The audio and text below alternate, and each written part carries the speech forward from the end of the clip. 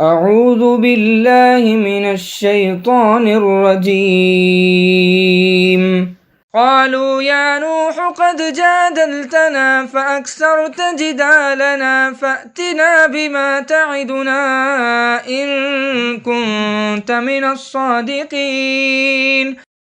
قال إنما يأتيكم به الله إن شاء وما أنتم بمعجزين ولا ينفعكم نصحي إن أردت أن أنصح لكم إن كان الله يريد أن يغويكم هو ربكم وإليه ترجعون.